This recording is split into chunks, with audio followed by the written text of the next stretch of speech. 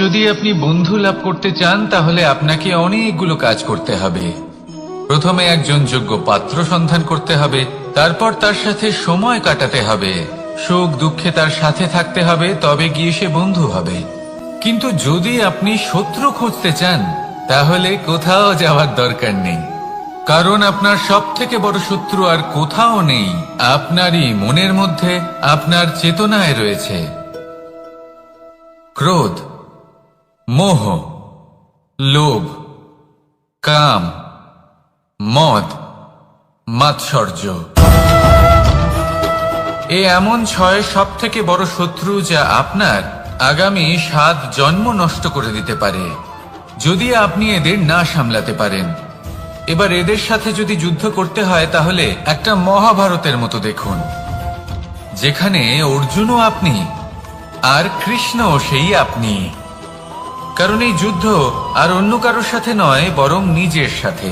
এগুলো অন্তর মনের যুদ্ধ, আর এটা জয় করা যেতে পারে নিয়ন্ত্রণ এবং অনবরত চেষ্টার দ্বারা। তাই এটাই করুন, এই 6 শত্রুকে পরাজিত করুন এবং আমার সাথে ভালোবেসে বলুন, রাধা রাধা।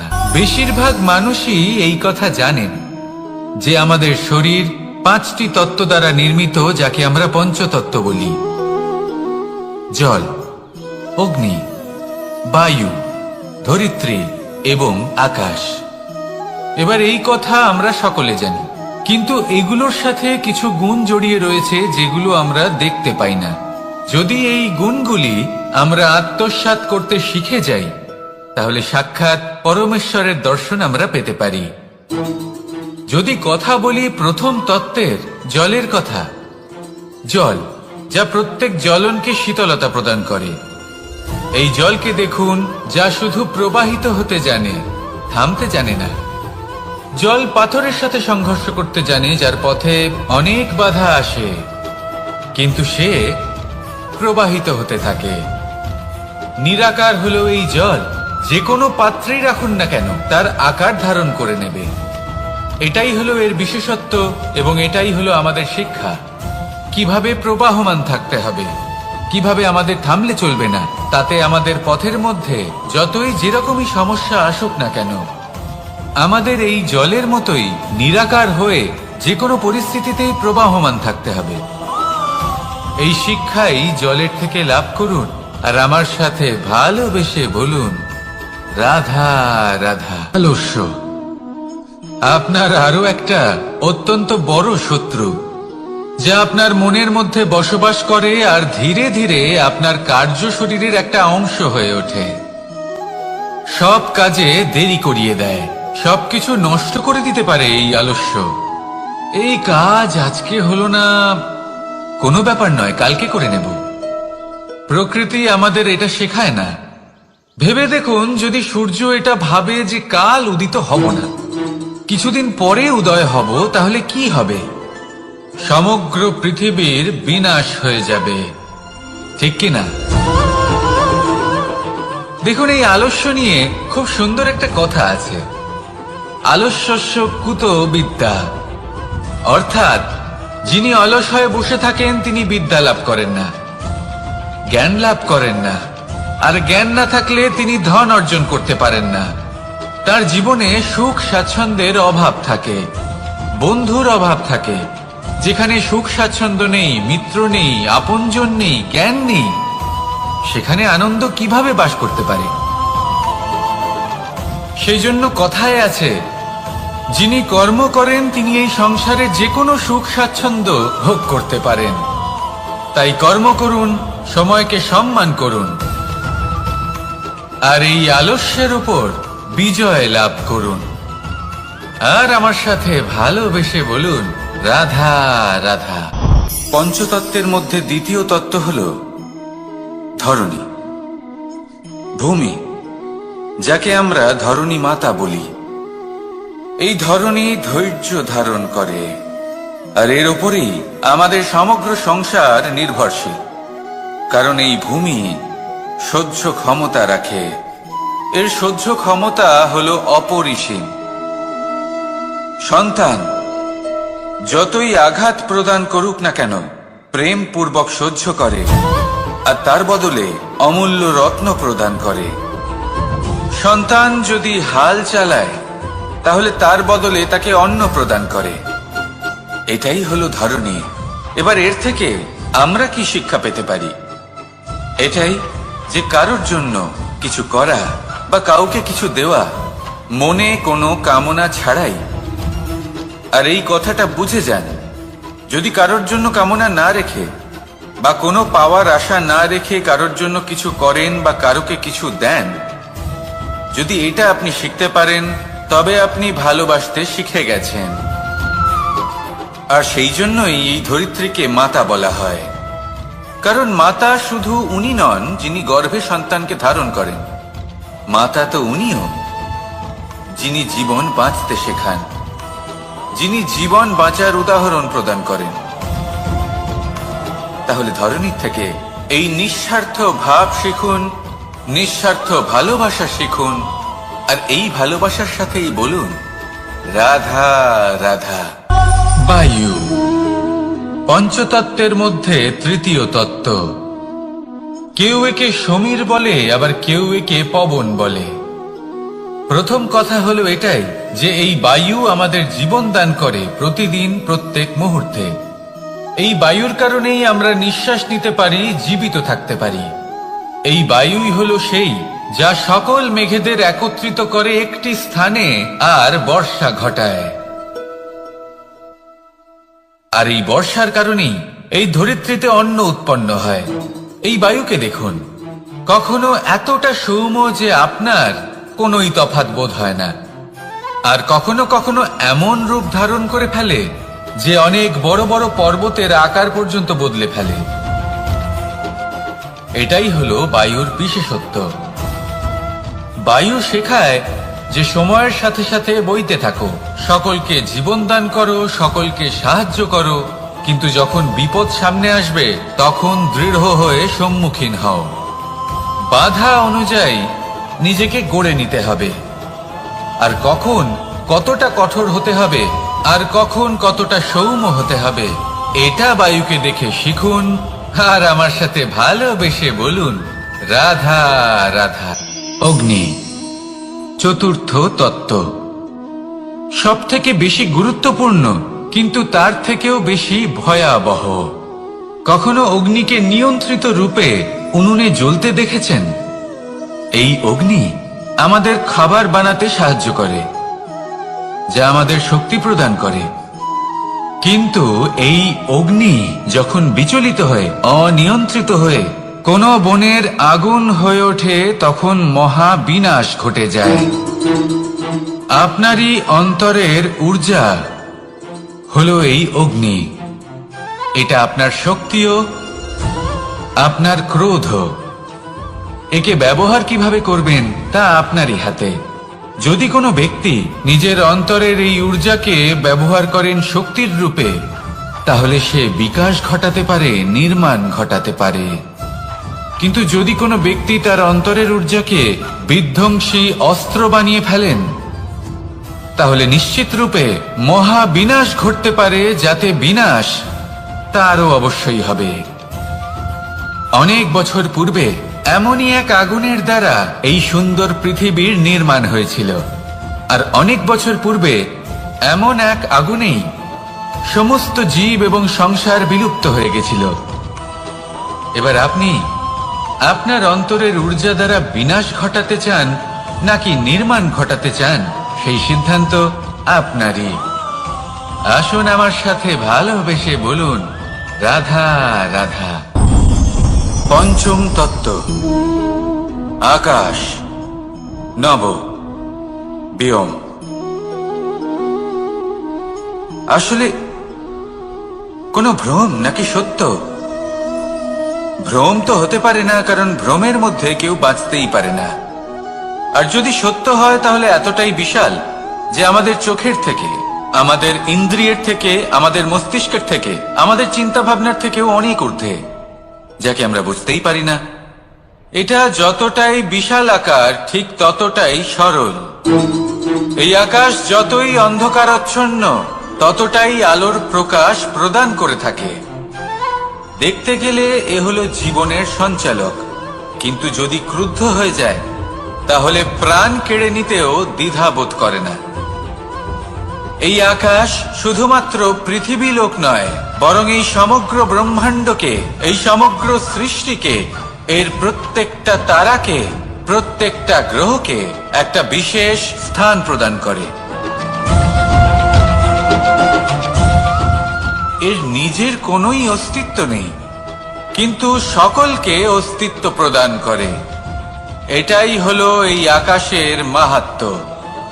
এই আকাশে হলো মাহাত্ম্যের প্রতিরূপ, যা আমাদের ভাবনা দ্বারা উৎপন্ন হয়। আপনিও আকাশের মতো এই বোধকে আপন করে নিন। আপনার জীবনও আকাশের মতন মহান এবং বিশাল হয়ে উঠবে। আর তখনই মন সুপ্রসন্ন হয়ে বলবে, রাধা রাধা। কাম, তৃতীয় পুরুষার্থ। এবার অধিকাংশ মানুষই কাম বলতে বিলাসিতা, বাসনা, লালসা মনে করে ফেলে। আসলে এমন কিছুই নয়। কামের বাস্তবিক অর্থ কি? কামের বাস্তবিক অর্থ হল কামনা। প্রতিটা ব্যক্তি, প্রতিটা মানুষ, প্রতিটা জীব এই সংসারে কোনো না কোনো বিশেষ কারণে আসে। সেই কারণকে পূর্ণ করার জন্য কর্ম করাকে কাম বলে। এখন সেটা সবার জন্য ভিন্ন হতে পারে। কারোর কাছে সেটা জ্ঞান অর্জন করা হতে পারে, আবার কারোর কাছে নির্মাণ করা হতে পারে। কারোর জন্য পরিবারকে সঞ্চালন করা হতে পারে, আবার কারোর জন্য এই সংসার থেকে পাপ দূর করা হতে পারে। কিন্তু সবথেকে গুরুত্বপূর্ণ হলো যে মানুষ যেন নিজের কর্ম ঠিক করে করে, সম্পূর্ণ যত্ন নিয়ে করে। তৃতীয় পুরুষার্থ মানে এই কাম। এটার অনুচিত অর্থ নিজেকে বোঝানো মানেই সমগ্র জীবনকে অর্থহীন করে দেওয়া। তাই প্রেম দ্বারা আপনার এই সংসারে আসার কারণটাকে অনুসন্ধান করুন, আর এই প্রেমের সাথেই বলুন, রাধা রাধা। এবার এই পুরুষার্থের বিষয়ে আপনারা অবশ্যই শুনেছেন। মোক্ষ, চতুর্থ পুরুষার্থ। আপনারা কি জানেন এই মোক্ষ আসলে কি? ধর্ম, অর্থ, কামনার পালন করতে করতে মৃত্যু লাভ করা, এটাই কি মোক্ষ? না, মোক্ষ হলো সেটাই যা জন্ম এবং মৃত্যুর ঊর্ধ্বে। প্রত্যেক ব্যক্তি, প্রত্যেক জীবই সংসারে কোনো না কোনো বিশেষ প্রয়োজনে আসে। ধর্মপথে, সৎপথে অর্থ উপার্জন করা, প্রয়োজনকে পূর্ণ করার চেষ্টা করতে করতে সেই প্রয়োজনকে পূর্ণ করা তাকে মুক্তির পথে নিয়ে যায়, যা হলো মোক্ষ। যদি এই মোক্ষ লাভ না হয় তাহলে মানুষ জন্ম এবং মৃত্যুর এই চক্রে বারবার ফিরে আসবে। তাই নিঃস্বার্থভাবে সদ্ভাব নিয়ে কর্ম করুন, সকলকে ভালোবাসুন, আর আমার সাথে বলুন, রাধা রাধা। মানুষ বড়ই বিচিত্র প্রাণী। অধিক থেকে অধিকতর ধন লাভ করার চেষ্টায় নিজের শরীরকে নষ্ট করে ফেলেন, নিজের শক্তি হারিয়ে ফেলেন, নিজের সামর্থ্য হারিয়ে ফেলেন। আর যে ধন লাভ করেন সেটা কোথায় যায়? সেই শক্তি, সেই সামর্থ্যকে আবার ফিরে পাওয়ার জন্য। আর কিছু মানুষ জীবন এমন ভাবে যাপন করেন যেন তা কখনোই শেষ হবে না। কিন্তু শেষ তো সবারই হবে। আর যখনই শেষটা কাছে চলে আসে তখন মানুষ এটা বুঝতে পারেন যে সে জীবনকে উপভোগ করেননি। তার কারণটা কি? লালসা। এই লালসা জন্ম দেয় লোভকে, আর এই লোভ জন্ম দেয় আপনারই বিনাশকে। সেই জন্য আজ আপনার কাছে যা কিছু আছে, যেমনটা আছে, তার সাথে জীবন যাপন করুন, পূর্ণরূপে যাপন করুন। আপনার কাছে যতই ধন, শক্তি, মান থাকুক, তা সবার মধ্যে ভাগ করতে শিখুন। ভাগ করলে ভালোবাসা বাড়ে, আর এই ভালোবাসা দ্বারা জীবন আরো সুখময় হয়ে ওঠে। তাহলে আসুন আর আমার সাথে ভালোবেসে বলুন, রাধা রাধা। মন, জীবনে যখনই কোনো বস্তু বা সুখ স্বাচ্ছন্দ্য অধিক মাত্রায় আপনার কাছে চলে আসে, তখন নিজেকে শ্রেষ্ঠ মনে করার একটা প্রবণতা দেখা যায়, যা হয় আত্মবিশ্বাসে পরিণত হয়, নয়তো অহংকারে। এবার আত্মবিশ্বাস আর অহংকারের মধ্যে অনেক বড় পার্থক্য রয়েছে। আমি এটা করতে পারি, আমি ওটাও করতে পারি, এ হলো আত্মবিশ্বাস।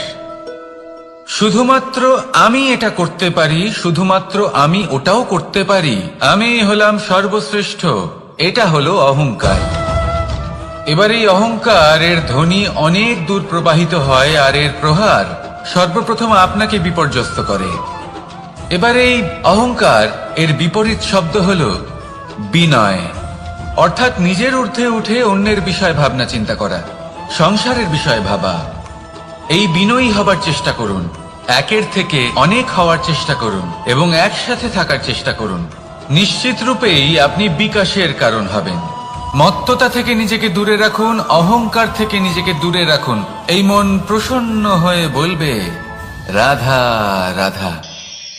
জীবনে যখন কোনো ব্যক্তি নিজের লক্ষ্য প্রাপ্তির জন্য নিরন্তর পরিশ্রম করতে থাকেন, চেষ্টা করতে থাকেন, তখন তিনি কষ্ট অনুভব করেন, কখনো শারীরিক কষ্ট, কখনো মানসিক কষ্ট। এবার উনি এটা ভাবতে থাকেন যে আমি কি উচিত করছি নাকি অনুচিত করছি, কারণ অন্যদিকে এমন একজন ব্যক্তিও আছেন যিনি একদমই পরিশ্রম চেষ্টা করছেন না। তিনি মদিরা পান করেন, বিলাসিতায় জীবন কাটান, অলস প্রকৃতির হয়ে ওঠেন, নিদ্রাতে বিলীন হয়ে থাকেন আর ভাবেন যে তিনি সুখ লাভ করছেন। কিন্তু এরকম কেন হয়? কারণ যখন আমরা সৎ পথে থাকি, উচিত পথে চলি, লক্ষ্য প্রাপ্ত করার জন্য চেষ্টা করতে থাকি, তখন আমাদের ভেতরে থাকা নেতিবাচক শক্তি এবং পাপ এই দেহকে ত্যাগ করে দেয়। আর এই অনুভূতিটাই আমাদের দুঃখের অনুভূতি দেয়, কষ্ট দেয়। এবার সেখানে যদি আমরা কুপথে চলি, অনুচিত পথে চলতে থাকি, তাহলে আমাদের ভেতরে থাকা পুণ্য এবং ধনাত্মক শক্তি আমাদের দেহ ত্যাগ করে দেয়। আর এই অনুভূতির কারণেই আমরা সুখ অনুভব করি। কিন্তু কখনো ভাববেন যে এই সুখ বেশি সময় পর্যন্ত থাকে না। সেই জন্য সবসময় মনে রাখবেন, যদি আপনি জানেন যে এটাই আপনার লক্ষ্য, এটাই উচিত পথ, শুভ পথ, তাতে নিরন্তরভাবে এগিয়ে যেতে চেষ্টা করতে থাকুন। এই কষ্ট আপনাকে সুখের পরাকাষ্ঠায় কখন পৌঁছে দেবে তা আপনি জানতেই পারবেন না। আসুন আমার সাথে ভালোবেসে বলুন রাধা রাধা। ঈর্ষা আমাদেরই মনে বসবাস করা আরো একটা শত্রু। তবে এই শত্রু কখনো কখনো আমাদের জন্য লাভদায়কও হতে পারে, কিন্তু যদি আমরা সতর্ক না থাকি তাহলে সেটা ততটাই ঘাতক হয়ে উঠতে পারে। যদি আপনার কোনো প্রতিদ্বন্দ্বী থেকে থাকে যে এগিয়ে চলেছে, তাকে দেখে আপনার মনে ঈর্ষা উৎপন্ন হয়, আর ঈর্ষাবশত আপনি নিরন্তর চেষ্টা করতে থাকেন, পরিশ্রম করতে থাকেন সামনে এগোনোর জন্য, তাহলে তার দ্বারা আপনার বিকাশই হবে। কিন্তু যদি আপনি নিজের বিরোধীকে শেষ করতে দেওয়ার জন্য অগ্রসর হন, তাকে বিনাশ করার জন্য অগ্রসর হন, তাহলে এই ঈর্ষা প্রথমে আপনার বিনাশ অবশ্যই করবে। একটা কথা আছে, এটা পশু প্রবৃত্তি, আপনি শুধুই নিজের বিকাশের কথা ভাববেন। তিনিই হলেন প্রকৃত মানুষ, যিনি অন্য মানুষের জন্য প্রাণও দিতে পারেন। এই ঈর্ষা যদি আপনাকে বিকাশের পথে নিয়ে যেতে পারে তাহলে খুবই ভালো। যদি আপনাকে অন্য কাউকে বিনাশ করে দেওয়ার পথে অগ্রসর করে, তাহলে তার থেকে দূরে থাকাই ভালো। যেমন ধরুন, আপনার কাছে একটা সূচ আছে, যার দ্বারা আপনি ছেঁড়া কাপড়ও সেলাই করতে পারবেন বা অন্য কারোর পাত্রে ছিদ্রও করে দিতে পারবেন। আপনি কি চাইবেন, নিজের বিকাশ নাকি অন্য কারোর বিনাশ? সিদ্ধান্ত আপনারই। আসুন আর আমার সাথে ভালোবেসে বলুন রাধা রাধা। বিষ এবং অমৃত, এর ভিত্তিতেই সংসার চক্র চলতে থাকে। যখন সমুদ্র মন্থন হয়েছিল তখন এই দুই প্রাপ্ত হয়েছিল। প্রথমে বিষ পাওয়া গেল, তারপর অমৃত। জীবন মন্থন করলেও এগুলো লাভ করা যায়। এবার এই যে বিষ, তা হলো অমৃতের থেকে অনেক বেশি শক্তিশালী এবং সেই জন্যই অনেক বেশি ঘাতকও। এবার বোঝার চেষ্টা করি এই বিষ আসলে কি। যে কোনো বস্তু বা কোনো ভাব যদি মাত্রার থেকে বেশি পরিমাণে আপনার কাছে থাকে, প্রয়োজনের থেকে বেশি আপনার কাছে থাকে, তাহলে সেটা আপনার কাছে বিষ সমান হতে পারে। তা সে ধন হোক, শক্তি হোক, সম্মান হোক, ইত্যাদি ইত্যাদি। যদি আপনার কাছে এমন কিছু থেকে থাকে যা মাত্রার থেকে বেশি পরিমাণে আপনার কাছে আছে, তাহলে তাকে ভাগ করতে শিখুন। যদি আপনি ভাগ করতে শিখে যান, তাহলে এই বিষই আপনার জন্য অমৃতে পরিণত হবে, আর তাদের কাছেও অমৃত সমান হয়ে উঠবে যাদের এই সাহায্যের প্রয়োজন। তাহলে ভাগ করে নিতে শিখুন, আর আমার সাথে ভালোবেসে বলুন, রাধা রাধা। কোনো বাড়িতে, কোনো পরিবারে যখন কারোর জন্ম হয়, তখন তা কত সুখের মুহূর্ত হয়। সেই ছোট্ট সন্তান যখন কিছুটা বড় হয়, সে হাঁটার চেষ্টা করে, আর সেই প্রক্রিয়াতেও খুব বড় একটা শিক্ষা লুকিয়ে রয়েছে, ঠেলে দেওয়া। যখন আপনি হাঁটতে চান, সামনে এগোতে চান, তখন আপনি কি করেন? নিজের পায়ের তলার যে মাটি, তাকে আপনি পেছনে ঠেলে দেন। ব্যাস, এই একই জিনিস তো জীবনেও শিখতে হবে। এবার যদি আপনি জ্ঞানের পথে অগ্রসর হতে চান, তাহলে অজ্ঞানতাকে পেছনে সরিয়ে দিতে হবে। যদি আপনি প্রকাশের দিকে এগোতে চান, তাহলে অন্ধকারকে পেছনে সরিয়ে দিতে হবে। যদি আপনি ভবিষ্যতে সফল হতে চান, তাহলে অতীতের যে অসফলতাগুলিকে পেছনে সরিয়ে দিতে হবে। যে জল বইতে বইতে থেমে যায়, তাকে আমরা নালা বলে থাকি। তার থেকে দুর্গন্ধ বের হয়। কিন্তু যে জল বইতেই থাকে, তাকেই আমরা পবিত্র জল বলি। তাহলে আপনিও কর্ম করতে থাকুন, কখনো থামবেন না। আর আমার সাথে ভালোবেসে বলুন, রাধা রাধা। যোগাসন। যোগাসনে আসন অত্যন্ত গুরুত্বপূর্ণ। এবার আমি বলবো সবথেকে শ্রেষ্ঠ আসন কোনটি। আশ্বাস।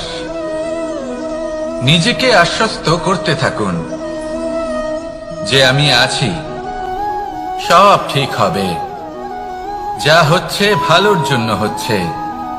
এই আশ্বাস আপনাকে জীবনে এমন ধনাত্মক বিশ্বাস দেবে যে আপনি বড় বড় সমস্যার সমাধান করতে পারবেন। এবার যদি কথা বলি সবথেকে কঠিন সময়ের, তাহলে সেটা হলো বিচ্ছেদের। যা মা সীতাকে সহ্য করতে হয়েছে, শ্রীরামের জন্য রাধা কৃষ্ণকেও সহ্য করতে হয়েছে।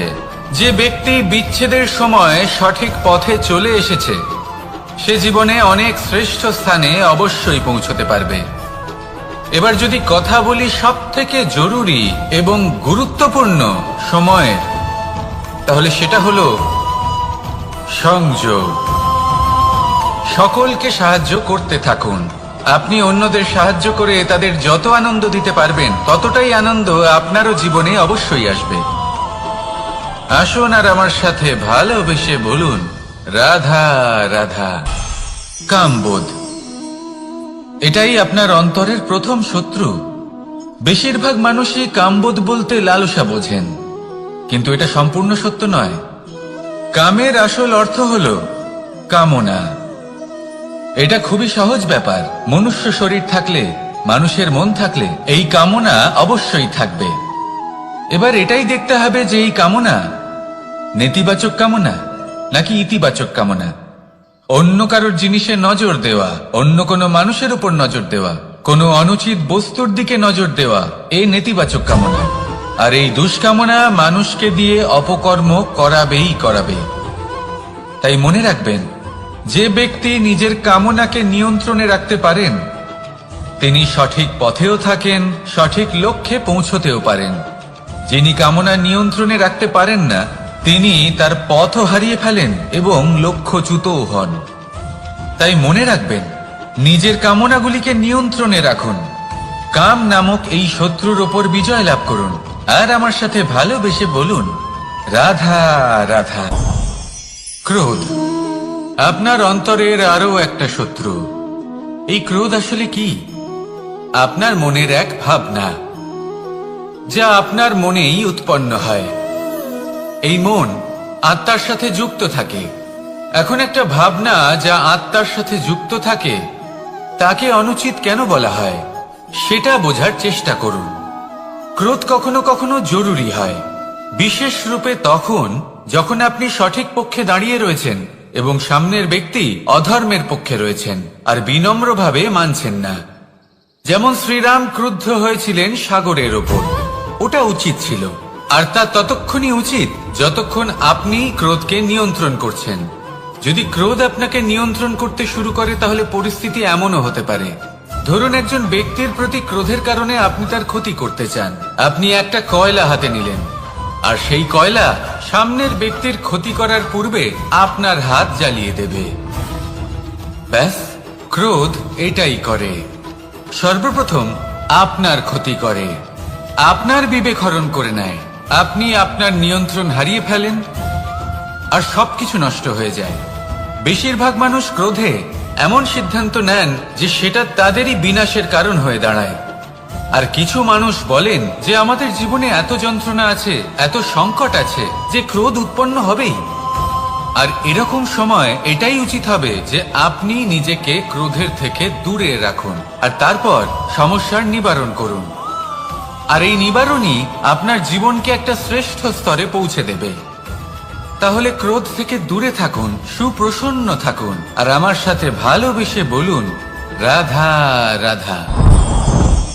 লোভ আপনার অন্তরের আরো একটা শত্রু।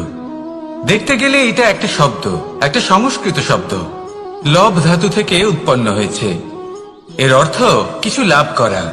কিছু লাভ করা অনুচিত নয়, আরো কিছু লাভ করাও অনুচিত নয়, কিন্তু সব থেকে বেশি আমি লাভ করব, আমি আরো চাই, আরো বেশি চাই, আরো বেশি পেতে চাই, এটাই হলো লোভ।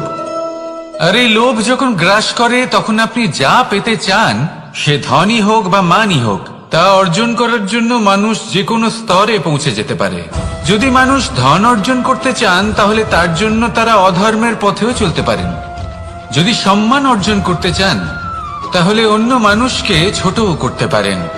শেষ পর্যন্ত আপনার এটা মনে হতে পারে যে যদি একটু অল্পই প্রাপ্ত করতাম, কিন্তু ভালোবেসে প্রাপ্ত করতাম, এই জীবন আরো অনেক বেশি সুখী হতো। লোভ আপনার জীবনে, আপনার মনে কখন যে প্রবেশ করবে সেটা আপনি জানতেও পারবেন না। তাই এটা চিনতে শিখুন আর তৎক্ষণাৎ জীবন থেকে বাইরে ফেলে দিন। যা কিছু লাভ করতে চান তা ভালোবেসে লাভ করুন, আর সেই ভালোবাসার সাথেই বলুন রাধা রাধা। মোহ আপনার অন্তরের আরো একটা শত্রু। এবার মানুষ প্রেম আর মোহের মধ্যে পার্থক্য বুঝতে পারে না। কিছু মানুষ ভাবে যে মোহর মধ্যে খারাপ কি আছে। যদি কোনো মানুষের তার বাবা মার প্রতি, তার সন্তানের প্রতি মোহ থাকে, তবে খারাপ কি আছে? খারাপ আছে, আর সেটা তাদের জন্য খারাপ হতে পারে যাদের প্রতি আপনার এই মোহ আছে। এবার মোহ আর প্রেমের মধ্যে পার্থক্য আপনাকে বোঝাচ্ছি। মোহ শুধুমাত্র পেতে চায়, সেখানে প্রেম শুধুমাত্র দিতে শেখায়। এই দুই পরিস্থিতিতেই আপনার হাত প্রসারিত থাকে। মোহের ক্ষেত্রে কোনো বস্তু বা কোনো ব্যক্তিকে লাভ করার জন্য, আর প্রেমে শুধুই প্রদান করার জন্য। মোহর বশে আপনার পায়ে বাঁধন পড়ে যেতে পারে। যদি মাতা পিতার তার সন্তানের প্রতি মোহ থাকে তাহলে তারা তাদের সন্তানকে কখনো দুঃখে, চিন্তায়, যন্ত্রণায় দেখতেই পারবে না। সেই জন্য তারা সন্তানকে বেঁধে রাখতে চান একটা সুরক্ষিত ক্ষেত্রে, যেখান থেকে না তারা সংসারকে দেখতে পায়, না পরখ করতে পারে, না কিছু শিখতে পারে, না বিকট পরিস্থিতির সম্মুখীন হতে পারে। ঠিক যে কারণে তারা দুর্বল হয়ে পড়ে, অজ্ঞানী হয়ে ওঠে। তাদের বিকাশ সেখানেই স্তব্ধ হয়ে যায়, আর সেখানে প্রেম শুধুমাত্র বিকাশের পথে নিয়ে যায়। মা বাবা যদি সন্তানকে ভালোবাসেন তাহলে তাকে ছেড়ে দেন যে যাও সংসারকে দেখো, পরখ করো আর শেখো। কিভাবে এর সাথে লড়াই করতে হবে সেটা নিজে শেখো। নিজের শক্তি নিজেই বাড়িয়ে তোলো, নিজের পথ চয়ন করো। সেই জন্য এই মোহর শিকল ভেঙে ফেলুন আর প্রেমকে আপন করে নিন। আর এই প্রেম দ্বারাই বলুন রাধা রাধা।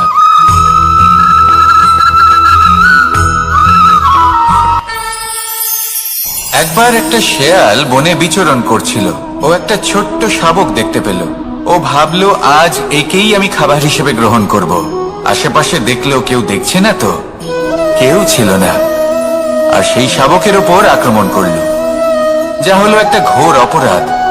বনের নিয়ম অনুসারে আপনি কখনোই শাবকের উপর আক্রমণ করতে পারেন না। তারপর এই খবরটা যখন রাজা সিংহ জানতে পারলেন, সভার আয়োজন করলেন।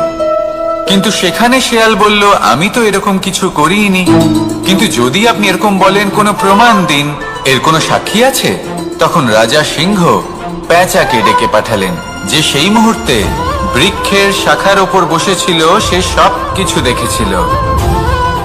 পেঁচা সব সত্যি কথা বলল, আর শেয়ালকে মৃত্যুদণ্ড দেয়া হলো। এবার এই কাহিনী আমি আপনাকে কেন শোনালাম?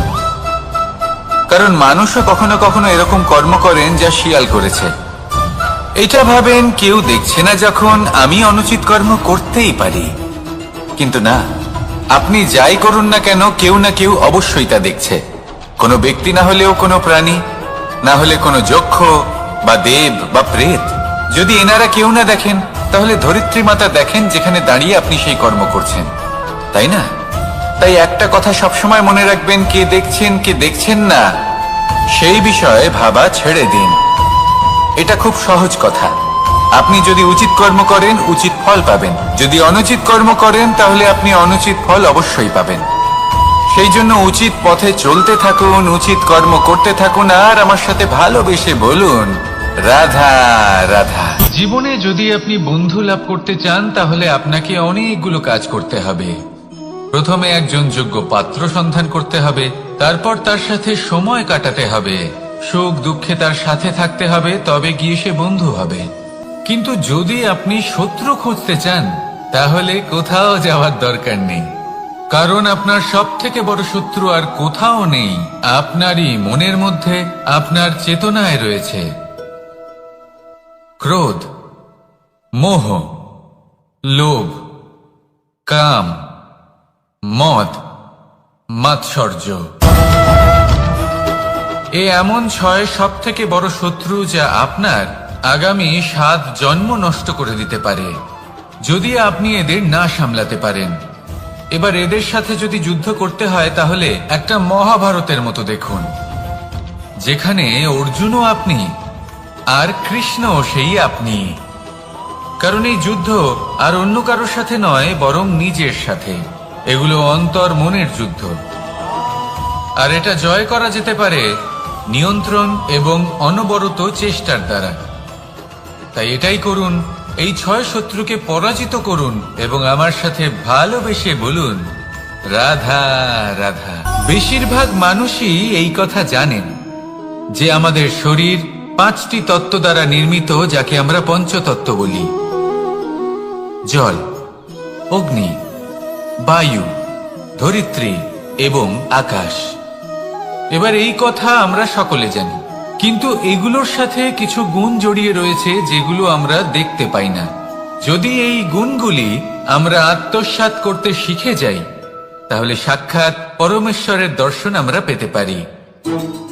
যদি কথা বলি প্রথম তত্ত্বের, জলের কথা, জল যা প্রত্যেক জ্বলনকে শীতলতা প্রদান করে। এই জলকে দেখুন, যা শুধু প্রবাহিত হতে জানে, থামতে জানে না।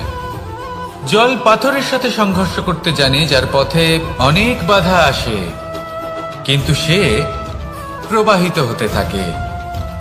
নিরাকার হলো এই জল। যে কোনো পাত্রেই রাখুন না কেন, তার আকার ধারণ করে নেবে। এটাই হলো এর বিশেষত্ব, এবং এটাই হলো আমাদের শিক্ষা। কিভাবে প্রবাহমান থাকতে হবে, কিভাবে আমাদের থামলে চলবে না, তাতে আমাদের পথের মধ্যে যতই যেরকমই সমস্যা আসুক না কেন, আমাদের এই জলের মতোই নিরাকার হয়ে যে কোনো পরিস্থিতিতেই প্রবাহমান থাকতে হবে। এই শিক্ষাই জলের থেকে লাভ করুন, আর আমার সাথে ভালোবেসে বলুন, রাধা রাধা। আলস্য আপনার আরো একটা অত্যন্ত বড় শত্রু, যা আপনার মনের মধ্যে বসবাস করে আর ধীরে ধীরে আপনার কার্য শরীরের একটা অংশ হয়ে ওঠে। সব কাজে দেরি করিয়ে দেয়, সবকিছু নষ্ট করে দিতে পারে এই আলস্য। এই কাজ আজকে হলো না, কোনো ব্যাপার নয়, কালকে করে নেব। প্রকৃতি আমাদের এটা শেখায় না।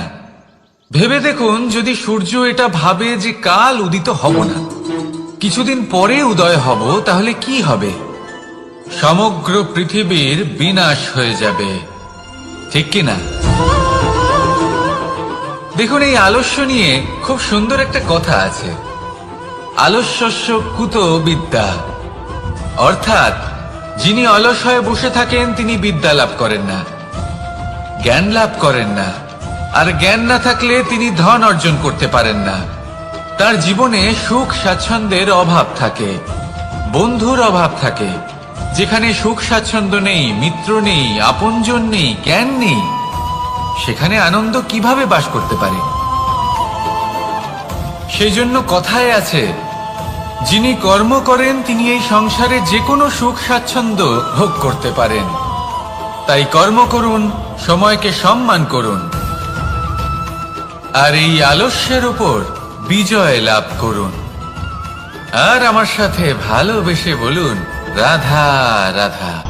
পঞ্চতত্ত্বের মধ্যে দ্বিতীয় তত্ত্ব হল ধরণী, ভূমি, যাকে আমরা ধরণী মাতা বলি। এই ধরণী ধৈর্য ধারণ করে, আর এর ওপরেই আমাদের সমগ্র সংসার নির্ভরশীল। কারণ এই ভূমি সহ্য ক্ষমতা রাখে, এর সহ্য ক্ষমতা হলো অপরিসীম। সন্তান যতই আঘাত প্রদান করুক না কেন, প্রেম পূর্বক সহ্য করে, আর তার বদলে অমূল্য রত্ন প্রদান করে। সন্তান যদি হাল চালায়, তাহলে তার বদলে তাকে অন্ন প্রদান করে। এটাই হলো ধরণী। এবার এর থেকে আমরা কি শিক্ষা পেতে পারি? এটাই যে কারোর জন্য কিছু করা বা কাউকে কিছু দেওয়া মনে কোনো কামনা ছাড়াই। আর এই কথাটা বুঝে যান, যদি কারোর জন্য কামনা না রেখে বা কোনো পাওয়ার আশা না রেখে কারোর জন্য কিছু করেন বা কারোকে কিছু দেন, যদি এটা আপনি শিখতে পারেন, তবে আপনি ভালোবাসতে শিখে গেছেন। আর সেই জন্যই এই ধরিত্রীকে মাতা বলা হয়। কারণ মাতা শুধু উনি নন যিনি গর্ভে সন্তানকে ধারণ করেন, মাতা তো উনিও যিনি জীবন বাঁচতে শেখান, যিনি জীবন বাঁচার উদাহরণ প্রদান করেন। তাহলে ধরণীর থেকে এই নিঃস্বার্থ ভাব শিখুন, নিঃস্বার্থ ভালোবাসা শিখুন, আর এই ভালোবাসার সাথেই বলুন, রাধা রাধা। বায়ু পঞ্চতত্ত্বের মধ্যে তৃতীয় তত্ত্ব। কেউ একে সমীর বলে, আবার কেউ একে পবন বলে। প্রথম কথা হলো এটাই যে এই বায়ু আমাদের জীবন দান করে প্রতিদিন, প্রত্যেক মুহূর্তে। এই বায়ুর কারণেই আমরা নিঃশ্বাস নিতে পারি, জীবিত থাকতে পারি। এই বায়ুই হলো সেই যা সকল মেঘেদের একত্রিত করে একটি স্থানে আর বর্ষা ঘটায়। আর এই বর্ষার কারণেই এই ধরিত্রীতে অন্ন উৎপন্ন হয়। এই বায়ুকে দেখুন, কখনো এতটা সৌম্য যে আপনার কোনোই তফাৎ বোধ হয় না, আর কখনো কখনো এমন রূপ ধারণ করে ফেলে যে অনেক বড় বড় পর্বতের আকার পর্যন্ত বদলে ফেলে। এটাই হলো বায়ুর বিশেষত্ব। বায়ু শেখায় যে সময়ের সাথে সাথে বইতে থাকো, সকলকে জীবন দান করো, সকলকে সাহায্য করো, কিন্তু যখন বিপদ সামনে আসবে তখন দৃঢ় হয়ে সম্মুখীন হও। বাধা অনুযায়ী নিজেকে গড়ে নিতে হবে, আর কখন কতটা কঠোর হতে হবে আর কখন কতটা সৌম্য হতে হবে, এটা বায়ুকে দেখে শিখুন। আর আমার সাথে ভালোবেসে বলুন, রাধা রাধা। অগ্নি চতুর্থ তত্ত্ব, সব থেকে বেশি গুরুত্বপূর্ণ কিন্তু তার থেকেও বেশি ভয়াবহ। কখনো অগ্নিকে নিয়ন্ত্রিত রূপে উনুনে জ্বলতে দেখেছেন? এই অগ্নি আমাদের খাবার বানাতে সাহায্য করে, যা আমাদের শক্তি প্রদান করে। কিন্তু এই অগ্নি যখন বিচলিত হয়ে, অনিয়ন্ত্রিত হয়ে কোন বনের আগুন হয়ে ওঠে, তখন মহা বিনাশ ঘটে যায়। আপনারই অন্তরের ঊর্জা হলো এই অগ্নি। এটা আপনার শক্তিও, আপনার ক্রোধ। একে ব্যবহার কিভাবে করবেন তা আপনারই হাতে। যদি কোনো ব্যক্তি নিজের অন্তরের এই ঊর্জাকে ব্যবহার করেন শক্তির রূপে, তাহলে সে বিকাশ ঘটাতে পারে দুঃখ কি, ভয় কি, এদের কিছুটা এইভাবে ভাবা যেতে পারে। জীবনে যখনই আপনি কিছু একটা লাভ করবেন, তখন সেটা হারানোর ভয় তার সাথেই চলে আসে। যেমন আপনি যদি ধন অর্জন করেন, ধন হারানোর ভয় তার সাথেই চলে আসে। সম্পত্তি অর্জন করলে সেটা লুট হবার ভয় তার সাথেই চলে আসে। আর এটা জীবনের সাথেও হয়। যেই মুহূর্তে আপনি জন্ম নেন, মৃত্যুর ভয় তার সাথেই চলে আসে। জন্ম না নিলে মৃত্যু কিভাবে হবে? মৃত্যুর ভয় কোথা থেকে আসবে? এবার এই ভয় কি সেটা আপনাকে বুঝিয়ে বলি। এই ভয় যদি মনের মধ্যে থাকে, জীবনে থাকে, তাহলে যা কিছু লাভ করবেন, সুখ, সম্পত্তি, সুবিধা, ধন, এইগুলি লাভ করার একটা আনন্দ থাকে, এদের সাথে জীবনযাপন করার একটা আনন্দ থাকে। এই ভয় সেই আনন্দ আপনার থেকে কেড়ে নেয়। ধরে নিন কাল আপনার মৃত্যু হতে চলেছে। এবার কালকের মৃত্যুর ভয় আজই মনে পুষে রাখলে, তাহলে এই ভয় আজকের সুখ, আজকের শান্তি আপনার থেকে কেড়ে নেবে। ভয় এটাই করে। সেই জন্য মনে রাখবেন, ভয়ের সঙ্গ আপনি ত্যাগ করে দিলে জীবন যাপনের যে সুখ তা চিরকাল আপনার সাথে থাকবে। আসুন আর আমার সাথে ভালোবেসে বলুন, রাধা রাধা।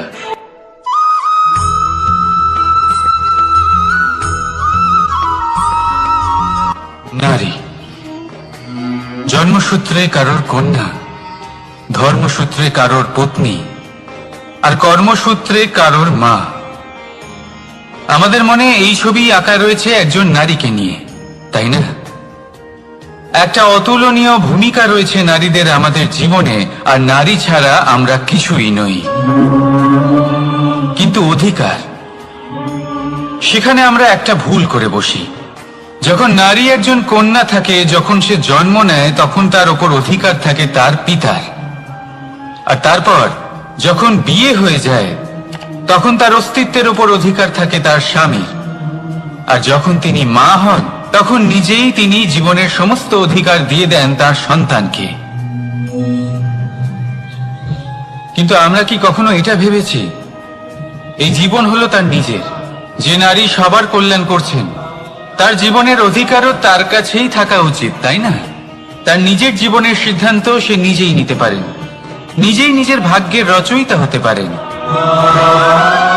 আর এর জন্য আমাদের নিজেদের পাল্টাতে হবে, দৃষ্টিভঙ্গি পাল্টাতে হবে। কারণ এই ধারণা সেটা আজ বা কালকের ব্যাপার নয়, এটা ঘটে চলেছে বহু বছর ধরে আর চলতেই থাকবে যদি আমরা এটা না বদলাই। আর এটা তখনই সম্ভব হবে যখন আমরা নিজেদের মধ্যে পরিবর্তন আনব। তাই আজকের পর থেকে, এই মুহূর্ত থেকে, কোনো নারীর ওপর অকারণ অধিকার স্থাপনের আগে সহস্রবার ভেবে দেখবেন।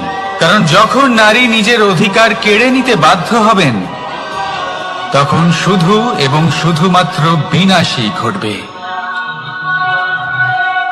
রাধা রাধা।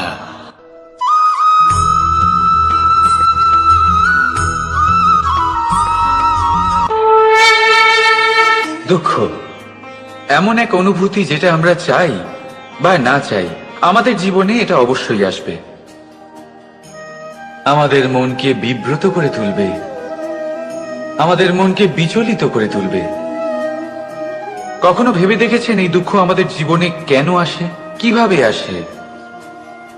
যদি আপনি মন দিয়ে চিন্তা করেন, তাহলে আপনি বুঝতে পারবেন যে এই দুঃখের অনুভূতি পরিস্থিতির থেকে বেশি মানসিকতার থেকে বেশি আশেপাশের লোকজনের সাথে জড়িয়ে। কারণ আশেপাশের লোকজনেরাই আপনার জন্য পরিস্থিতি তৈরি করেন, যা ভালোও হতে পারে আবার খারাপ। আপনার আশেপাশের লোকজনেরাই আপনার মানসিকতাকে প্রভাবিত করে, হয় তাকে ভালো করে অথবা খারাপ করে। আমাদের জীবনের অর্ধেক দুঃখ এই কারণে যে আমরা তাদের উপরে আশা রাখি যাদের উপরে কোনো আশা রাখা উচিত নয়, আর অর্ধেক দুঃখ এই কারণে যে আমরা তাদের উপরে সন্দেহ করি যাদের উপর সেটা করা উচিত নয়। তাৎপর্য এটাই যে মানুষকে চেনার চেষ্টা করতে থাকুন। যেদিন আপনি এটা বুঝে যাবেন যে কে সুজন আর কে দুর্জন, সেই দিন এই দুঃখ আপনার জীবন থেকে দূরে কোথাও চলে যাবে। রাধা রাধা।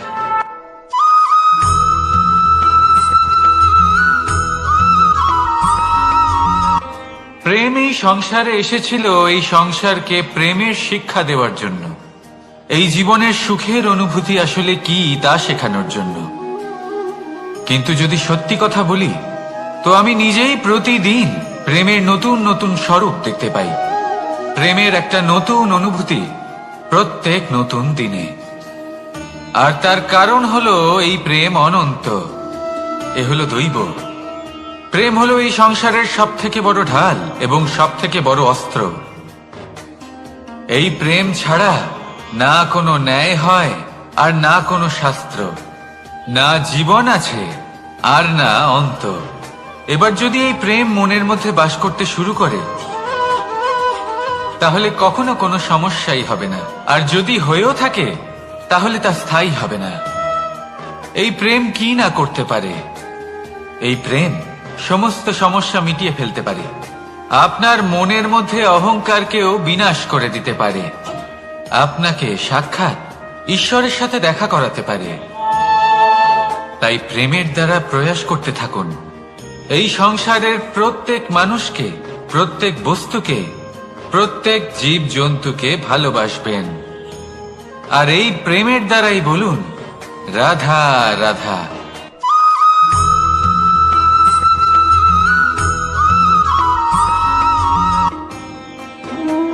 কর্ম, ধর্ম আর কর্তব্য, এই তিনটি একে অপরের সাথে জড়িত। আর অনেক সময় এই তিনটি পালন করতে করতে আমাদের সেই ব্যক্তির সামনে গিয়ে দাঁড়াতে হয়, তার বিরুদ্ধেই যেতে হয়, যাকে আমরা সব থেকে বেশি ভালোবাসি। কিন্তু সেইখানে এই যুদ্ধ কোনো ব্যক্তিগত যুদ্ধ থাকে না, এ হলো কর্ম, ধর্ম আর কর্তব্যের যুদ্ধ। এটা সরল নয়, অত্যন্ত কঠিন হয় তার সম্মুখীন হওয়া যাকে আমরা সব থেকে বেশি সম্মান করি। কিন্তু আমাদের তো আমাদের ধর্মের পথে চলতেই হবে, কারণ আমরা কর্মবদ্ধ, কর্তব্যবদ্ধ, আর এটাই করা উচিত। শুধু এটুকু মনে রাখবেন, যদি আপনার উদ্দেশ্য শুভ হয়, আপনার ভাবনা শুভ হয়, আপনি যদি কর্ম, ধর্ম আর কর্তব্যের পথে অগ্রসর হন, তাহলে এই প্রক্রিয়াতে যদি আপনাকে আপনার আরাধ্যেরও সামনে দাঁড়াতে হয়, তাহলেও আপনার কোনো ক্ষতি হবে না। তাহলে আসুন আর আমার সাথে ভালোবেসে বলুন রাধা রাধা।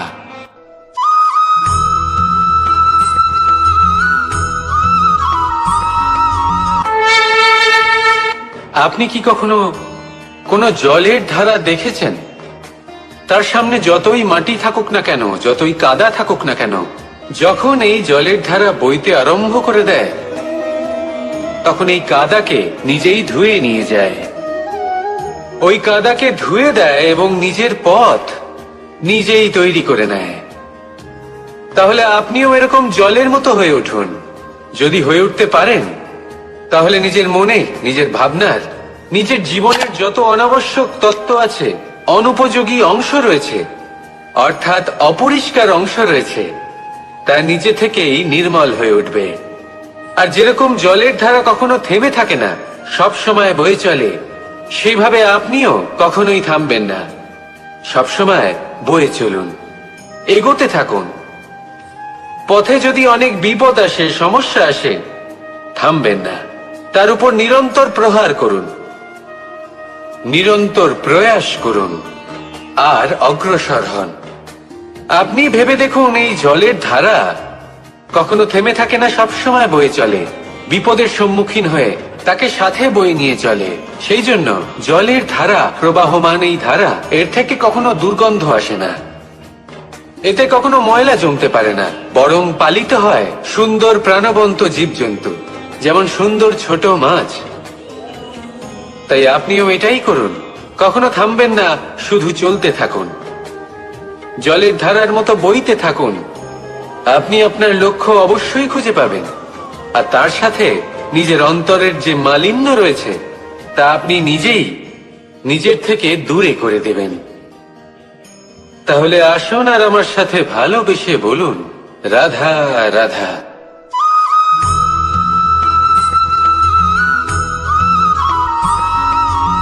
আমরা যে মানুষকে চাই, যাকে আমরা ভালোবাসি, তাকে একটা উপহার অবশ্যই দিতে চাই। এমন এক উপহার যা ওনার ভালো লাগবে, যা শ্রেষ্ঠ হবে, অতি প্রিয় হবে, বহুমূল্য হবে, বা বলতে পারেন মূল্যবান হবে। তাই আমরা কি করি? আমরা বাজারে যাই, তার জন্য স্বর্ণ, আভূষণ, হিরে, মুক্তো এইসব নিয়ে আসি। কিন্তু এটাই কি সর্বশ্রেষ্ঠ উপহার? কখনোই না। সর্বশ্রেষ্ঠ উপহার হলো স্বাধীনতা, তাকে নিজের মনের মতো বাঁচার স্বাধীনতা। যদি আপনি কাউকে স্বাধীনতা না দিতে পারেন, তাহলে সে কোথাও না কোথাও বন্দী হয়ে যায়, তার বিকাশ কোথাও না কোথাও আটকে যায়। কিন্তু যদি আপনি কাউকে স্বাধীনতা দিতে পারেন, তাহলে আপনি দেখবেন ও সমস্ত সংসারকে, এই জীবনকে নিজের দৃষ্টিভঙ্গি দিয়ে দেখবে, বুঝবে যে কোনটা হলো উচিত আর কোনটা হলো অনুচিত। আর এটাই হলো সর্বশ্রেষ্ঠ। আর এবার যদি কাউকে স্বাধীনতার মাধ্যমে এত বড় একটা শক্তি দিতে পারেন, তাহলে আপনি আমাকে বলুন, এর থেকে বড় উপহার আর কি হতে পারে? আসুন আর আমার সাথে ভালোবেসে বলুন, রাধা রাধা।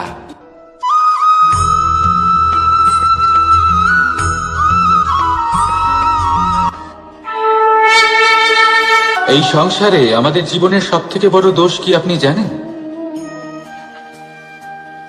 কেউ বলবেন লোভ, কেউ বলবেন লালসা, কেউ বলবেন অসত্য। দেখুন, দুঃখের মূল কারণ হলো পরিশ্রম না করা। কিছু মানুষ ভাবেন যে আমি জীবনে কোনো পরিশ্রম করব না, অথচ আমি সবকিছু প্রাপ্ত করতে চাই। আর এমন এক কারণের জন্যই দূতের মতো খেলা আমাদের জীবনে প্রবেশ করার সুযোগ পায়। দূত। এই দূত আসলে কি? দূত অর্থাৎ কোনো পরিশ্রম ছাড়াই অন্য কেউ পরিশ্রম করে যা অর্জন করেছেন, যে সুখ সুবিধা অর্জন করেছেন, তা নিজের জন্য শুধুমাত্র একটা খেলার মাধ্যমে নিজের করে নেওয়ার ইচ্ছে। আর এই ইচ্ছে অত্যন্ত বিনাশকারী হতে পারে। এই ইচ্ছে যদি আপনার বিবেক, আপনার মন, আপনার চেতনা, আপনার ভাবনা প্রবাহিত করে ফেলে, তারপরে আপনি চেষ্টা করতে শুরু করে দেবেন, আর সেইখান থেকেই আপনার পতন শুরু হবে। এই চেষ্টা করবেন যে অন্য কারোর জীবনের সমস্ত ধন, তার সমস্ত জীবন সম্পূর্ণভাবে নিজের করে নেওয়ার। কারণ প্রথমে আশা জাগ্রত হয়, আর এই আশা হতাশায় পরিণত হতে সময় লাগে না। এই হতাশা কুণ্ঠায় পরিণত হতে সময় লাগে না, কুণ্ঠা লোভে পরিণত হতে সময় লাগে না, আর এই লোভ প্রতিশোধ স্পৃহাতে পরিণত হতে সময় লাগে না। আর যখন এই সব কিছু হয়, আপনি দুষ্ট হয়ে যান। আর সবাই জানেন যে প্রত্যেক দুষ্ট ব্যক্তির পতন হলো অবশ্যম্ভাবী। তাই নিজেকে দূতের থেকে দূরে রাখুন আর পরিশ্রমকে নিজের কাছে টেনে নিন। জীবনে আপনার যা যা স্বপ্ন রয়েছে, যা আপনি করতে চান, শুধুই পরিশ্রম দ্বারা অর্জন করুন। তাহলে তাই করুন, আর আমার সাথে ভালোবেসে বলুন, তাহলে দুঃখের সময়, তার সংকটের সময় তাকে সঙ্গ দিন আর পাশে এসে দাঁড়ান। এই মন প্রসন্ন হয়ে বলবে, রাধা রাধা।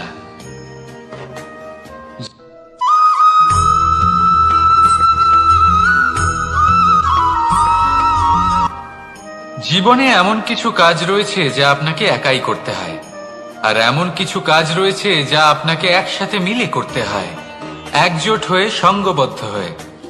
এবার সঙ্গবদ্ধ বলতে কি বোঝাতে চাইছি? আমি তাদের কথা বলছি না যারা বাস্তবিকভাবে একে অপরের সাথে কাজ করেন। আমি তাদের কথা বলছি যারা একে অপরের থেকে দূরে থেকেও একে অপরকে বিশ্বাস করেন। আমি আগেও বলেছিলাম, সমস্ত বিশ্বের আশা বিশ্বাসেই বসবাস করে, তাই না? তাই যেখানে সমস্ত বিশ্ব আছে, সমস্ত সংসার আছে, সেইখানেই বিশ্বাস রয়েছে। তাই আপনার আশেপাশে এমন দল সঙ্গবদ্ধ করুন যাদের আপনার ওপর বিশ্বাস আছে আর যাদেরকে আপনি বিশ্বাস করতে পারেন। তাহলে আসুন আর আমার সাথে ভালোবেসে বলুন, রাধা রাধা।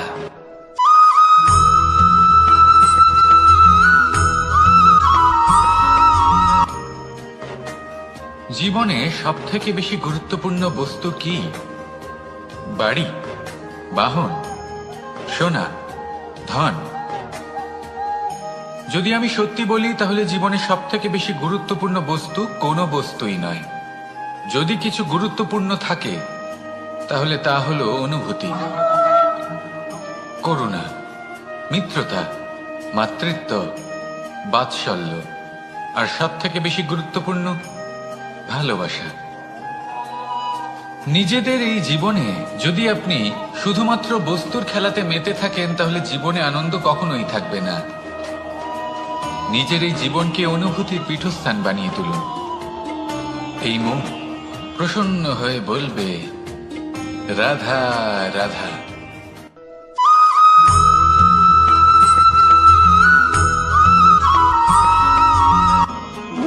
আপনি কখনো কোনো সাধারণ পাখি দেখেছেন? যেমন বাবুই। সে কি করে?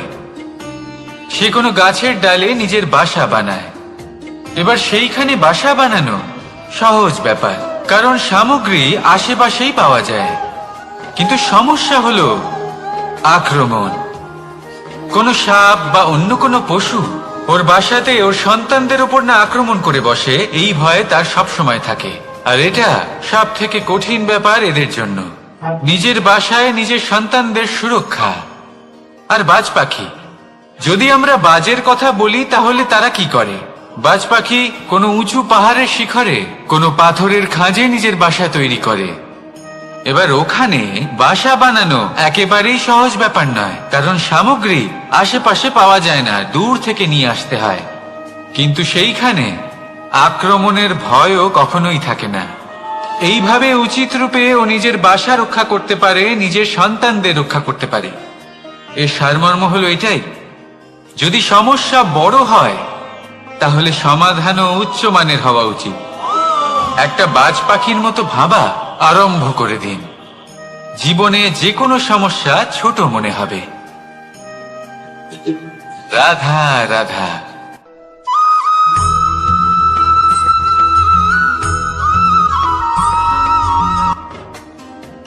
যখনই কোনো ঘূর্ণিঝড় আসে, কোনো প্রলয় আসে, তখন দেখবেন তা কত বৃহৎ প্রভাব ফেলে, কত বড় বিনাশ ঘটায়, বিধ্বংস সৃষ্টি করে। যখন বন্যা আসে তখন কত গভীর প্রভাব ফেলে, কত সর্বনাশ ঘটায়। নদীর পাড়ও ভেঙে বয়ে নিয়ে যায়। সেখানে কোনো গাছকে দেখুন, শান্তভাবে দাঁড়িয়ে থাকে, চুপ করে, আর নিজের কাজ করে, ছায়া প্রদান করে, ফল প্রদান করে, কোনো শব্দ না করেই নীরবে কর্ম করে। যদি নদীর কথা বলি, নদী যখন বয়ে চলে খেতে জল প্রদান করে, বনস্পতিদের প্রাণ প্রদান করে, আমাদের পানীয় জল দেয়। এত মহান কাজ করে কোনো শব্দ না করে, নীরবতার সাথে। এ হলো এক শিক্ষা যে এই সংসারে যারাই মহান কর্ম করেন তারাই নীরব থেকে সেই কর্ম করতে থাকেন, কারণ ওনারা জানেন যে গুরুত্বপূর্ণ প্রচার নয় বরং কর্ম। আর যারা রুদ্রের সাথে থাকেন, কোলাহল করেন, তারা শুধুমাত্র ধ্বংসই করেন। এবার আপনি মৌন থেকে শুধুমাত্র কর্ম করে মহান হতে চান, নাকি রুদ্রের সাথে থেকে বিধ্বংস ঘটাতে চান? সিদ্ধান্ত আপনারই। আসুন আর আমার সাথে ভালোবেসে বলুন, রাধা রাধা।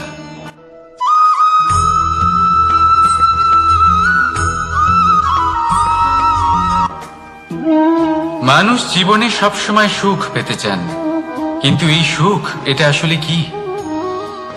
এই সুখের আসল রূপ কি? আমি বলি সুখের আসলে দুটি রূপ হয়, বাহ্যিক সুখ, আত্মিক সুখ। আর এটা ঠিক তেমনই হয় যেরকম আমাদের শরীরের সাথে জড়িত ছায়া আর আমাদের শরীরের মধ্যে বসবাসকারী আত্মার। যদি ছায়ার কথা ভেবে দেখেন তাহলে বুঝতে পারবেন আমাদের শোবার সময় ভোরবেলা এই ছায়া অনেক বড় হয়ে যায়। যখন এই সূর্য মাথার উপরে চলে আসে, তার তাপ বেড়ে যায়, তখন এই ছায়া ছোট হয়ে যায়। আর যেই অন্ধকার নেমে আসে, এই ছায়া আপনার সঙ্গ ত্যাগ করে। এরকমই হয় বাহ্যিক সুখ। আর এবার কথা বলি আমাদের শরীরের মধ্যে বসবাসকারী এই আত্মা। এই আত্মা কখনো আমাদের সঙ্গ ত্যাগ করে না, সব সময় আমাদের সাথে জড়িয়ে থাকে।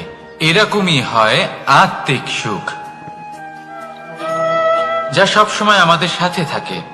আত্মিক সুখ কারোর সেবা করে, আত্মিক সুখ কাউকে সাহায্য করে, আত্মিক সুখ প্রেম বোধের, যা কখনো আমাদের সঙ্গ ত্যাগ করে না। সেখানে বাহ্যিক সুখ, যতক্ষণ আপনি সম্পন্ন কিছু মানুষ এবং সুবিধার সাথে আছে, এই বাহ্যিক সুখ আপনার সাথে থাকবে।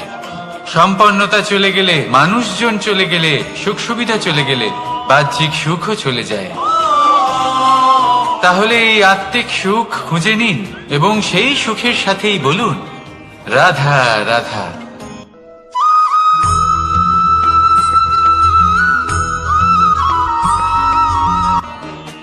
আপনি জীবনে কি হবেন সেটা আপনার পরিশ্রম, আপনার নিরন্তর প্রয়াস আর আপনার নির্বাচিত দিশার উপর নির্ভর করে না। এটা নির্ভর করে আপনার সঙ্গতির উপরেও। এই সঙ্গতি যা হলো অত্যন্ত গুরুত্বপূর্ণ। প্রকৃতিও আমাদের এটাই শেখায় বিভিন্ন উদাহরণ দিয়ে। যদি আপনাকে একটা উদাহরণ দিই, কখনো বাতাসের প্রবাহ লক্ষ্য করবেন। এই বাতাসের প্রবাহ যখন কোনো পুষ্পকে স্পর্শ করে, সেও সুগন্ধে পরিপূর্ণ হয়ে যায়। এই বাতাসের প্রবাহ যখন কোনো নালীর উপর দিয়ে প্রবাহিত হয়, তখন সেও সুগন্ধহীন হয়ে যায়। এ সঙ্গতির প্রভাব যা মানুষকে কোথা থেকে কোথায় নিয়ে যেতে পারে আপনি জানতেও পারবেন না। এ হলো সঙ্গতির প্রভাব, যেখানে চানার সাথে গুড়ও মিশে যেতে পারে। এ হলো সঙ্গতিরই প্রভাব, যেখানে একটা সাধারণ পাথর স্বর্ণের সাথে মিশে গিয়ে একটা রত্নে পরিণত হতে পারে। তাই এই সঙ্গতির বিষয়ে বিশেষ খেয়াল রাখবেন। আপনি কার সাথে মিশছেন, কি বলছেন, কি শিখছেন, আপনার অস্তিত্বের উপর তাদের কি প্রভাব পড়ছে সব লক্ষ্য করবেন।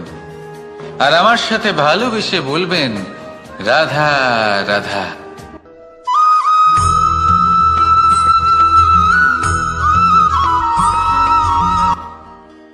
মানুষ এক অত্যন্ত বিচিত্র প্রাণী। পরিকল্পনা করে, ষড়যন্ত্র করে, প্রচেষ্টা করে, কাউকে পরাজিত করার চেষ্টাও করে। সাপকে একটা দড়ি মনে করে হাতে চেপে ধরার চেষ্টা করে, কিন্তু একটা কথা বুঝতেই পারে না, সময়ের এই সাপ, এটা হাতে চেপে ধরাই যায় না। আর আপনি যা করবেন তা আবার ফিরে আসবে আপনারই সামনে। দেখুন, এতে কিছুই যায় আসে না যে আপনি কুম্ভকারের পুত্র নাকি কৃষ্ণের পুত্র। যদি আপনি অনুচিত কর্ম করেন, তাহলে আপনার সাথেও অনুচিতই হবে। অশুভ কর্ম করলে আপনার সাথেও অশুভই হবে। কুরু বংশ অত্যন্ত মহান বংশ ছিল। এই কুরু বংশ কি হলো তার সাথে? একটা গোটা বংশ বয়ে গেল, কারণ ওনাদের উদ্দেশ্য অশুভ ছিল। অন্যদিকে 5 জন বনবাসী পাণ্ডব মহাভারত বিজয়ী হলেন, কারণ তাদের উদ্দেশ্য শুভ ছিল। তাই মনে রাখবেন, শুভ অগ্নি প্রজ্বলিত করবেন, শুভ তাপ সঞ্চার হবে। অশুভ অগ্নি প্রজ্বলিত করবেন, নরকেই জ্বলতে হবে। তাহলে আসুন আর আমার সাথে ভালোবেসে বলুন, রাধা রাধা।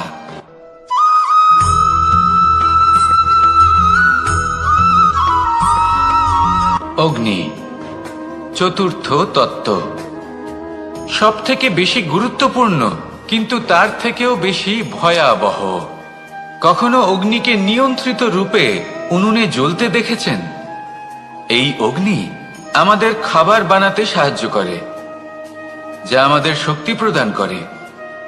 কিন্তু এই অগ্নি যখন বিচলিত হয়ে, অনিয়ন্ত্রিত হয়ে কোনো বনের আগুন হয়ে ওঠে, তখন মহা বিনাশ ঘটে যায়।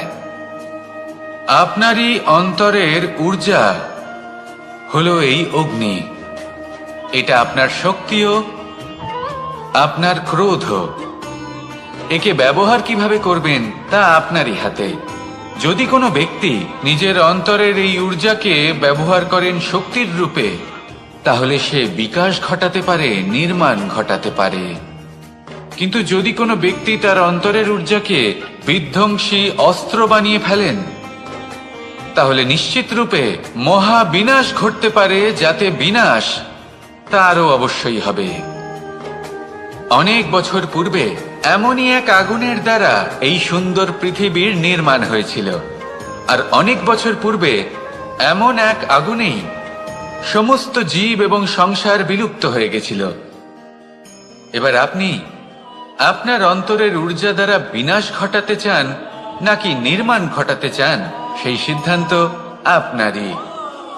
আসুন আমার সাথে ভালোবেসে বলুন, রাধা রাধা।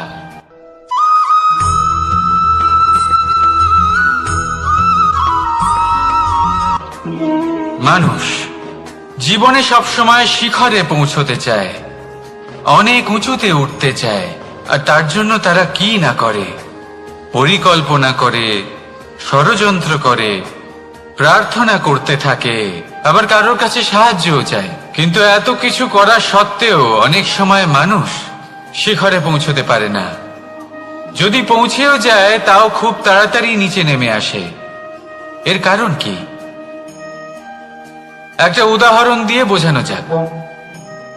এই হলো ময়ূর পেখম, আর এই হলো পাথর। যদি এই পেখমকে হাওয়ায় ছুঁড়ে দিই তবে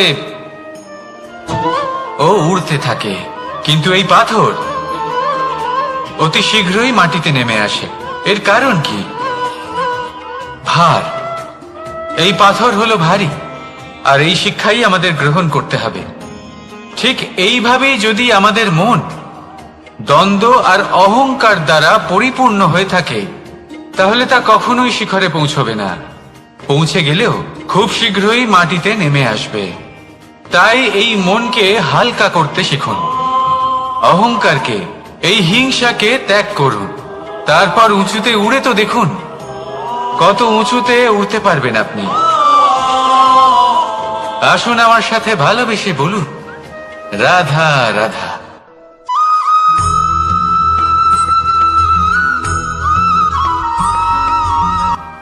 কখনো কখনো এমন হয় আমরা আমাদের বাড়ির উঠোনে বীজ বপন করি, আর তা বিকশিত হয় একটা সুন্দর বৃক্ষে। তার শাখাগুলি প্রতিবেশীর বাড়ি পর্যন্ত পৌঁছয়।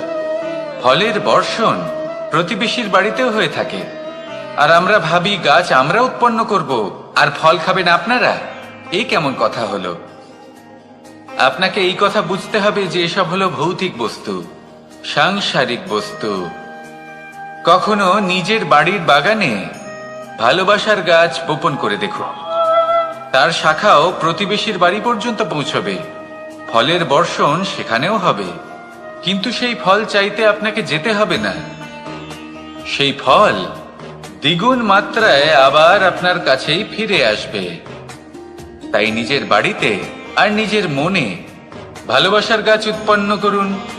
এই জীবন প্রসন্ন হয়ে বলবে, রাধা রাধা।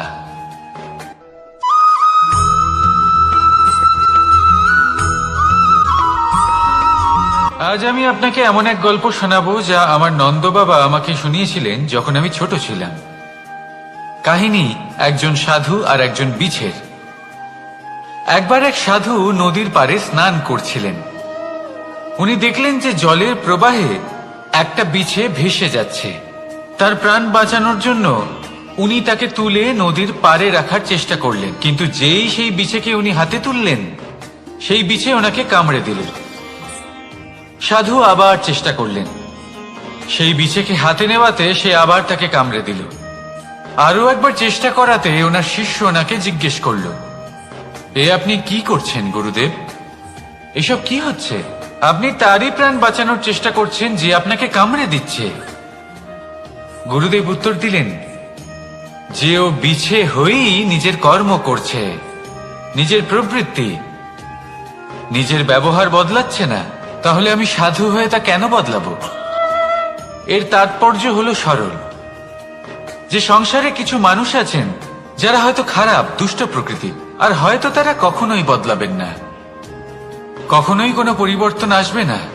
কিন্তু তার মানে এই নয় যে আমরা আমাদের কর্ম করা ছেড়ে দিই, আমরা আমাদের প্রচেষ্টা ছেড়ে দেব।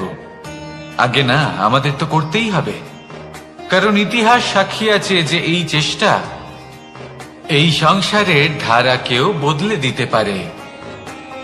তাহলে আপনিও আসুন আর আমার সাথে ভালোবেসে বলুন, রাধা রাধা।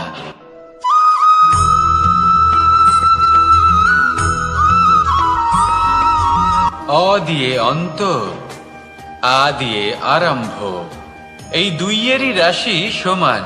যদি আপনি মন দিয়ে দেখেন তবে দেখবেন এদের সম্পর্ক খুবই নিবিড়। কিভাবে? যখন কোনো কিছু শুরু হয় এটা নিশ্চিত হয়ে যায় যে তা সমাপ্তও হবে। আরম্ভই যদি না হয় তার সমাপ্তও হবে না। যা আরম্ভ হয়েছে তার সমাপ্তি হলো অবশ্যম্ভাবী। এটাই হলো প্রকৃতির নিয়ম, একে এড়ানো যায় না। এবার এই কথা আমরা সকলে জানি। এবার মানুষ কি ভাবে যে সমাপ্তির পরে কি হতে পারে, এর উত্তর তাদের কাছে নেই। তাদের উচিত অন্য কোনো বিষয় ভাবা যা বেশি গুরুত্বপূর্ণ। এবার মানুষ এটা জানে না যে মৃত্যুর পরে কি হতে পারে, কিন্তু এই কথা অবশ্যই জানে যে জন্ম থেকে মৃত্যু পর্যন্ত এই সময়, যাকে আমরা জীবন বলে থাকি, এই সময় আমরা কর্ম করতে পারি। এই কথা তো আমরা জানি। তাহলে এমন কি কর্ম করা যেতে পারে যা আমাদের সমাপ্তির পরও আমাদের প্রাসঙ্গিক করে রাখতে পারে, এই বিষয়ে ভাবা উচিত। যে জন্মগ্রহণ করেছে তার মৃত্যু হবেই, এটা সাধারণ বিষয়। কিন্তু ইতিহাস আজও সেই সকল মানুষজনকে স্মরণ করেন যাদের এই সংসার তাদের মৃত্যু নয়, বরং তাদের জীবনকালে যে কর্ম তারা করেছেন তার দ্বারা মনে রাখেন। সেই কর্মের কারণে এই সংসারে তাদের নাম, তাদের কর্ম, তাদের ব্যক্তিত্ব, তাদের কীর্তি অমর হয়ে থাকে এবং থাকবে। আপনার কাছে এতটা সময় নেই যতটা আপনার মনে হচ্ছে আপনার কাছে আছে। সেই জন্য যত শীঘ্র সম্ভব শ্রেষ্ঠ কর্ম করুন, যতটা পারবেন ততটা অধিক সুকর্ম করুন। এই সংসারে নিজেকে অমর করে তুলুন আপনার মৃত্যুর পরেও, আর আমার সাথে ভালোবেসে বলুন, রাধা রাধা।